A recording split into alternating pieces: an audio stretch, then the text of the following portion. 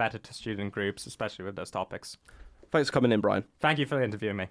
Thank you, Che and Brian. We head back over to Studio Blue for the next candidate for this role, Beth. Hello. Yes, I am joined with the second Student Activities Officer candidate, which is Kit Clark. Thank you for joining us. Hi. Okay, so again, a key issue at the moment in York is the closure of lots of clubs and venues that a lot of our student nights have taken place in. In your manifesto, you suggest some alternatives, but there seems to be a capacity problem when you speak about places like the Basement, which has a capacity of 100, and Stereo, which has a capacity of 120. Are these places big enough for the larger club nights that you maybe suggested? So for that point, it was less about the larger club nights and more about like independent like music people. So there are lots of people in York who do music and want a place to express themselves. And places like the Lounge just aren't quite big enough for that. So I was thinking those venues are better for that kind of thing. For club nights, however, like there are places on campus which are like great for it. So over in James, the Roger Kirk Centre, that would be great for a student club night. I mean, again, with the Roger Kirk Centre, it's a big expenses for the university. Do you think USU have the funding to go into the communities and activities of like sort of officer position to be able to use the RKC for that sort of purpose? I think there should be an ability to. So we can do things like fundraising for it. I'm sure people would love to have something on campus so they don't have to go into town. So they can use the venues on campus. I think, especially for the RKC, it would be just really, really good. Like, I'm sure that UC Barts would be able to help there and promote that. I think as activities officer, it's so important to promote student club nights because students should be able to have a really fun time. Do you think that this is perhaps as an alternative to York Party solutions? How do you feel on the involvement of York Parties in the student nightlife at the moment?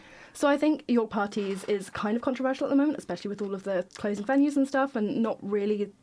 It feels like they're not really offering an alternative when venues do close. But I think we should keep that link with them, especially because they kind of know what students want. They have that kind of ability to know, and if we got rid of that link, it would be really sad for the university, I think, because a lot of the maybe UC staff don't quite know what students need in their party lives. So yeah, I think it would be good to keep it, but maybe review certain aspects. Yeah. Okay, so you would keep the tie if you were to get into position. Mm-hmm. Okay. As outside of this, you've also spoken about RAG. One of your things is the RAG Resource Hub. Yeah. What is that? So a RAG Resource Hub would be a space where people are able to have a way to connect different charities. So they'd have contacts there for different charities. So say if you wanted to go to Age UK, you'd have the local events teams who are in York. You'd be able to know what you can do to support them properly.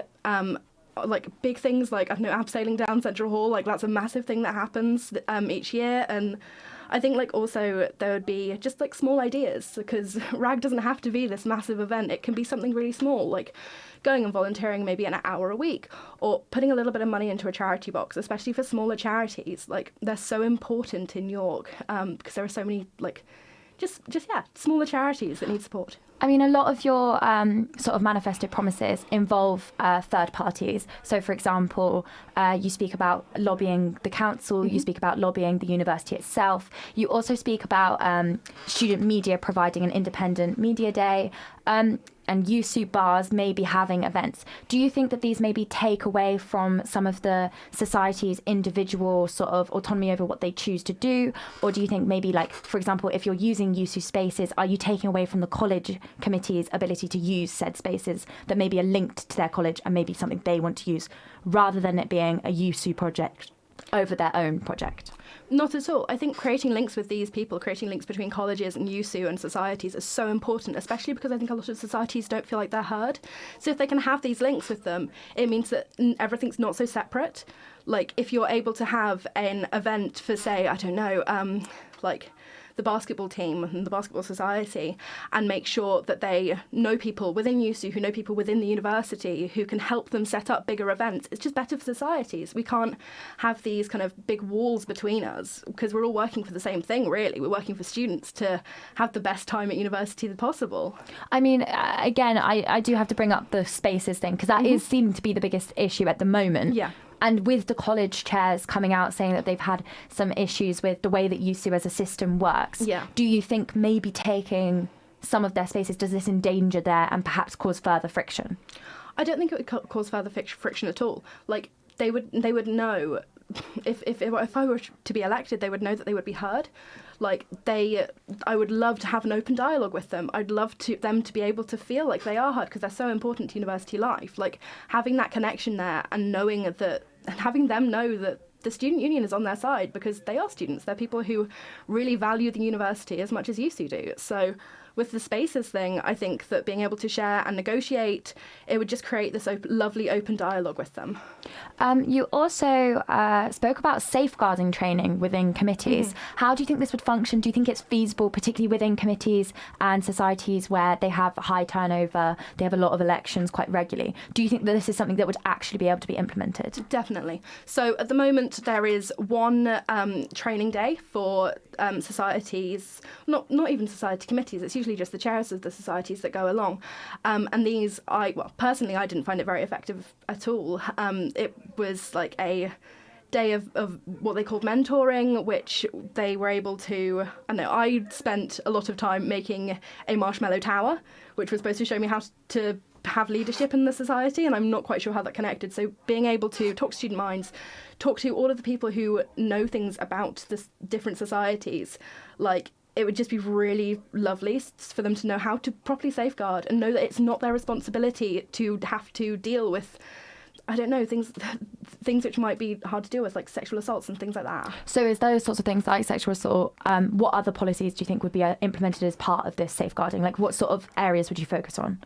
So definitely focusing on well-being and mental health within societies, because society shouldn't be a stressful place to be. Like, you should be able to reach out and have the support. Also, support with like outings and being able to run their own events and stuff like that. So if, say, the Drama Society want to put a show on in, the Joseph Rowntree Theatre, they should be able to do that with the support of USU and not have to worry about, say, their own funding and things like that. But also, on the note of funding, they should be able to know where their funding is going to be coming from and not have to worry about the university changing things USU changing things without their knowledge. Because there was a big problem this year with the finance system. So it was changed the beginning of this year, and then it was changed a couple of weeks ago, and no one was given notice of that. So if people are, again, open dialogue, I keep coming back to it, but that's what needs to happen. Like, there needs to be a way for people to know what's going to happen in their societies. I mean, how do you think that can be achieved? Because realistically, if you've got so many societies and so many people involved in so much things, like the whole student body, how can this individual level of dialogue be achieved when it is you in your role? So with me in my role, I would really like to do a thing that actually Finn Judge did, which was go to Courtyard for a couple of hours a week, make sure that people know that I'm there, people can come and talk to me, voice their opinions and questions, also really going on Societies Committee as well. So making sure that they are working with different societies, not just like the main big ones in each, like, I suppose, themes and areas, making sure that they know what the problems are and making people feel like they are heard, because I feel like that's just a massive thing that needs to change in at the moment, is people need to feel like they are heard in the societies. And I'm not sure if that's how they feel at the moment. And when you've looked at previous SABs that you've just mentioned in that role, do you think they've been able to have long-lasting impact on the area of activities and, for example, so on? Oh, definitely. Like, so Ollie Martin has been brilliant with events. He has worked really, really hard with them, especially with all of the closures which are going on at the moment. Like, just really good. Finn Judge was, like, so he was I think he was my first activities officer at university, and he just kind of, I don't know, I remember his name, so I feel like I remember what he did there. Like, I know he did a lot with societies and having that open dialogue again. Also, we had Mikey as well, who was even before that, who, like, his whole thing was about recognition within societies, which was really wonderful. And as we wind down, if there's just one policy that you could push through, what policy do you think it would be? Choosing one is really difficult. I think that all of the stuff with, like, the the RAG Resource Hub would be so important, because that's not just for like the people who do RAG, it's for everyone else. It's for independent students, it's for people in societies. Lots of societies do RAG events, but they're not quite sure how to get them off the ground.